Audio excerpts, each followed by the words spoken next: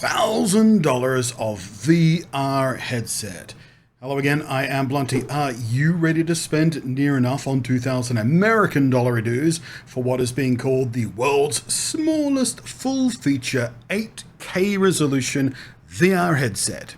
Well, PIMAX, a VR specialist tech company, have just announced it, and they're calling it the PIMAX Dream Air, and it's pretty impressive on paper.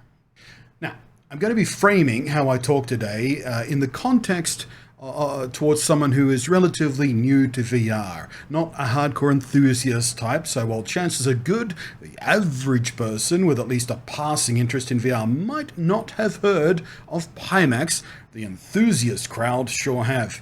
And their reputation, that is PIMAX's reputation, is, well, they have a reputation. Let's just leave it at that for now. I will drill down on that after we take a look at this flashy new styling VR hardware that has some clear Apple Vision envy. But we'll get to that in a bit. So, first thing that hits you is the size. Obviously, very small by VR headset standards of today. There is one headset out there that is in fact much smaller than this, significantly smaller and lighter than this, but it's not 8K, so this is the smallest 8K one. It's all about those qualifiers, isn't it? But the way the unit of measurement provided in the announcement presentation was lighter than a bottle of Coke, which in the real world apparently just means it's just under 200 grams. Today's most popular VR headset, the Quest 3, weighs 515 grams by comparison. Its field of view is, however, noticeably less than the Quest 3, at just 102 degrees horizontal. The Quest 3 has 110.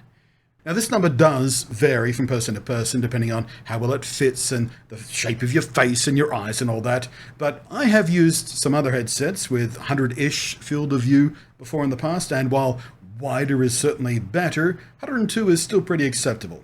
What it does that the Quest 3 cannot do, though, and what might partially account for some of that field of view loss, is incorporate eye tracking technology, which has two large benefits. On the one hand, it means it can do something called foveated rendering, where only the part of the image you're actually directly looking at gets rendered in the fullest resolution. And all the stuff in your peripheral vision is rendered at a lower fidelity, which can mean better performance because the GPU power isn't wasted on rendering all the extra detail and stuff you're not even directly looking at. And for social VR use, eye tracking can be quite surprisingly a huge thing for immersion. Not so much for you, but the people you're interacting with. Because when you're interacting with other people, it's shocking how much more natural interacting with someone using eye tracking can feel, even if they're a heavily stylized avatar like this one. I don't have eye tracking, so those blinks, they're just programmed in. They happen on a timer, and my eyes will jitter from side to side,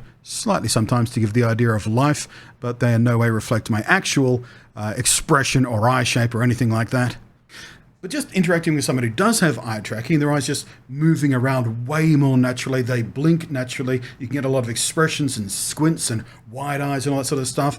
Very, very human. Again, even on heavily stylized avatars, it makes a big difference quite a lot of the time. Which means it's also great for content creators, as it lets you act and emote a lot more of your mood through your eyes, so you can kind of look around and at things more convincingly and give people side eyes and squint at them or give them an angry face. The eye detection tech also lets the headset automatically adjust for your IPD, or the distance between your pupils, which is important to get the best clarity and depth perception out of your headset. Like the Quest 3, it has integrated audio and microphone, the quality of which we'll have to wait for honest reviews. One of the more interesting gimmicks, though, it has a self-adjusting strap, which in the presentation they likened to Back to the Future's infamous self-lacing shoes, which is neat. Now, I'm not a huge fan of the comfort given by backstrap-only headsets, which is why I immediately swapped out the default Quest 3 strap for a third-party one that has a top strap for extra stability and load spreading and support. See my linked review in the down below for which one I like best. I have tried a few. But the PIMAX, because it is extra lightweight and it's shallower overall hardware, there's a good chance it will balance better than the Quest 3 does with only the rear strap. So I'll give that one a wait and see. I'm not sure, however, that I love the idea of the motorized auto-adjust strap. If that motor fails, you're balked.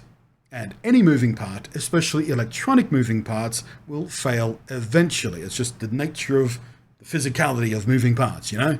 And PIMAX have a reputation for quality control issues that I'm still coming to later on in this video, but yeah, that reputation combined with this feature gives me cause to worry. The controllers look very much like clones of the Quest 3s, which is good, because those controllers are very comfortable.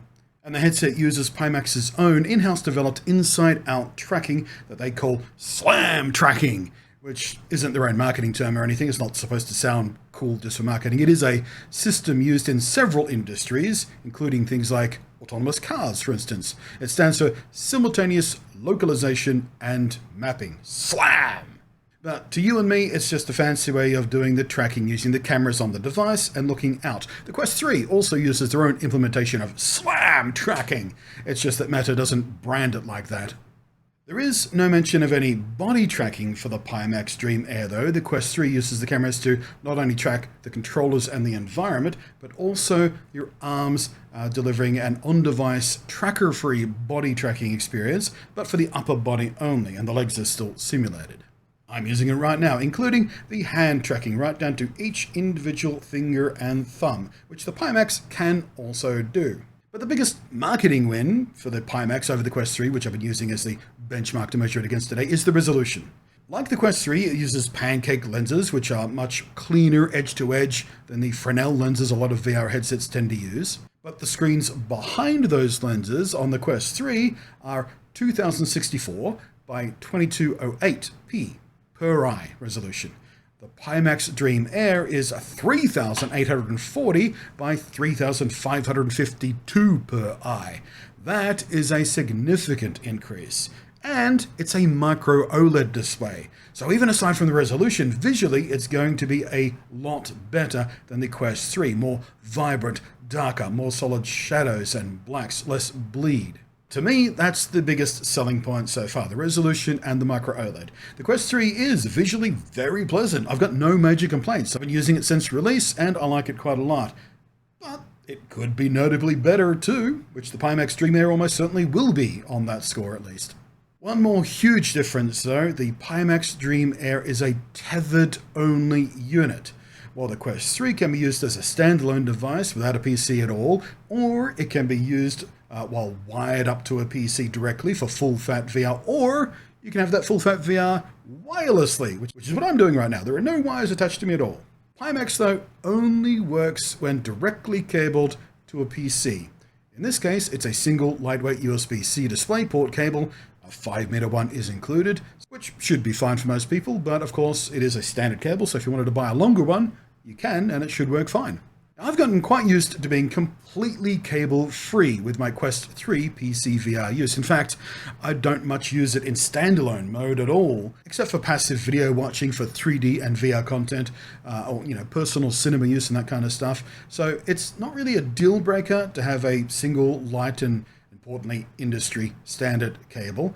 So if it is broken or lost, or I just want a longer one, it is a simple replacement. And quite frankly, a DisplayPort connection is one of the more requested things that people, or at least people, ask about in various communities for the Quest 3, because DisplayPort does give a lovely uncompressed image from the PC to the headset, whereas both the cabled and the wireless options for the Quest 3 when connecting to a PC do use a compressed signal, which, unless you're really fussy, you're not really going to notice much at all. But an uncompressed signal is the preference anyway, which is what the PIMAX has.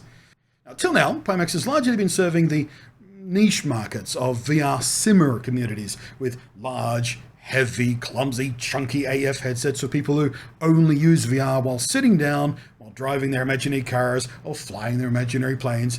But in focusing on this, they have been able to have some industry-leading stats when it comes to the things that those people care most about. Super wide field of view, extremely high resolutions, micro OLED screens, and specialist tracking technology amongst them, much of which has made its way into this headset. In fact, this headset shares some common technology with one of the other more specialist headsets. But this is aimed at a much broader market. That other ugly, chunky, but high-end tech market is branded under Crystal, Crystal Light, Crystal Super, and so on. But now Dream becomes their more general VR consumer-facing brand, starting with the Dream Air. And the first entry in the Dream line does look very, very promising. But now, let's talk about PIMAX in general and temper the excitement a bit, because on paper, like I said, it looks really, really interesting. Except for the price. But the PIMAX brand does come with a flashing light of its own. Personally, I've been sporadically covering VR tech since, 2013, when I tried the very first 1080p prototype of the Oculus Rift, and PIMAX popped onto my radar as far back as 2017 with their first commercial VR product, the PIMAX 4K, which they marketed as the world's first 4K VR HMD. It was 2K per eye, which they called 4K, but that's just a VR marketing thing that's pissed me off for years. They're not the only ones to do that, but yeah, 2K on one eye and 2K on the other eye doesn't give you a 4K image, right? That's not how it works. And guess what? It's the same thing with the 8K headset we've been talking about. It's actually 4K per eye.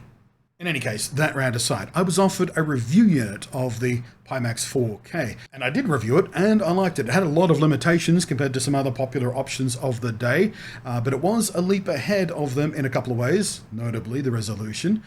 Since then, I've not had much to do with PIMAX in general. Their product focus has been mainly high-end, hyper-enthusiast, business-to-business kind of stuff, and simmer specialist kind of stuff like we've been talking about. That wasn't really useful or practical for how I was using VR, so I didn't spend a lot of time thinking about PIMAX. But in recent years, they have contacted me a few times with offers of review samples. Once in 2019, a preview kit was promised, but never turned up. While trying to chase that down, I was met with excuses and more promises, and it's on its way, seriously this time, and eventually just utter silence as they gave up. Well, the short version is they promised me a review unit and just never sent it. It just never did. 2 more times in the last couple of years, I've had to say no to review samples from them, notwithstanding my last encounter and lack of trust it engendered in them. Without going into too much detail, basically the last 2 refusals on my part were for moral reasons. Suffice to say, their requirements for a review sample did not align with my own standards for professional honesty, review independence, and frankly, my own personal standards of not being treated like I was a complete dumb shit. Because they did treat me like I was a complete dumb shit who didn't understand anything. And I'm not just talking about them trying to, mansplain VR to me or something. I'm talking about treating me like I'm some kid who's just decided to do content creation on a whim over the last weekend and hasn't been doing it for a couple of decades already, and knows the way around stuff and knows when smoke is being blown up my ass. One of their reps treated me with such outright intellectual contempt, I completely lost my temper and told her to jump up her own ass. And I asked to speak to her superior. That's right, I went full Karen and asked to see the manager, goddammit. There was email silence after that, as you might imagine. But the most recent time they contacted me about a review, early this year, a different rep emailed asking me to review the PIMAX Crystal Light, their latest model in that line, and one of the headsets that shares a chunk of technology with the one we've been talking about today. At that time, I just gave them a one-line answer, flat out refusal. Just no thanks, no. I was out of patience for a company that has been bewilderingly unreliable from a PR and media facing side of things, but their actual customers don't fare any better. For the people whose money they have been taking, it will not take you long to find a lot of stories from customers and enthusiast communities about the notorious quality control issues several of their products have had, and the searing nightmare that their customer service experience is. Again, not the place to drill into details here and tell these stories, but it's not hard to find them if you go looking. Just Google PIMAX and customer service or PIMAX issues or something along those lines, and you'll find story after story after story after story that just give you those big red warning flashing lights. So, terrible quality control, reputation, general PR untrustworthiness. As an extension from that, I personally now find it very hard to trust the word of anyone else who did get a review sample, because who knows what they actually agreed to do in order to actually get that happening. And the customer service stories being some of the most frustrating, outright infuriating shit I have heard in a very long time. All this to say, I'm not so sure I'd be prepared to give PIMAX near on 2,000 USD for a Dream Air. If they offered me a review unit, and it actually arrived, free and clear of the kind of dodgy crap they tried the last few times, I was offered review samples, I would judge it on its own merits as hardware, as my, near 2 decades of being a content creator, like 16 of those years building a reputation for honest reviews of hardware products will, stand. Because from a hardware side of things, it is doing several very interesting things I would love to put to the test. But yeah, I would not be spending my own money on this, I can tell you that much. Not without several extremely trustworthy reviews. I know that they're trying to push into this broader, more visible market. That kind of stuff is going to kick them in the arse when people go looking at their reputation, at what their customer service is like, and things like that. If PIMAX want this new branding, their new Dream line of headsets and accessories to be their more general, consumer-friendly, more accessible, more fashionable, and stylish brand for the kinds of people who have only ever heard of the Oculus, now Meta, Quest, the Apple Vision, and maybe even the likes of HTC Vive or the Valve Index even, or even to stand alongside the other brands trying the same thing, like the little-known outside of enthusiasts in East Asia and parts of Europe, the Pico 4. Well, they're going to have to be a lot more impressive than, great-looking bullet points on some marketing. They're going to have to work really hard to fix their reputation. And PIMAX, to do that, it's time to show, don't tell. Find those heavily trusted, honest reviewers out there. Let them have review samples free of strings and gotchas. Be as open and as honest and clear as you possibly can. If you believe in this product, it's time to stand behind it. And like I said, show, don't tell. We're done with you telling. It's hard to trust you. All the telling you've done over the years and only delivered some of the time. And even then, anyway, interesting timing for the announcement. I didn't know it was coming. I just sort of fell across it this morning in my social media feeds. And last night I was fiddling with this very avatar, just having another go at it. I hadn't done any 3D modeling for like a year. And just last night I started fiddling with it because there's another video idea I want to do, with this avatar, something very specific. And it just so happened that this news broke this morning. I went, oh, I just started fiddling with the VR stuff, and here's some new VR news. Might as well jump into that little avatar and give it a go, live on stage, as it were.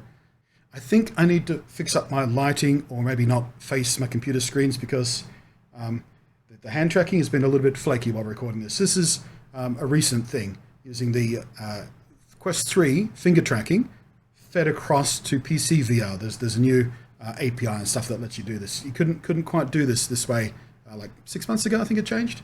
So it's my first time fiddling with that, and it's working quite well. But yeah, there's something wrong with my lighting, or maybe the screens are interfering. That made it a little bit janky while recording today. Anyway, I'm Blunty. I'll catch you next time. Thanks for watching. Thank you as always to the patrons. Scrolling way up above there. I don't make nearly enough from the patrons to be able to splurge on a PIMAX Dream Air. Not that I would spend it on rent instead, quite frankly. Yeah. Catch you next time.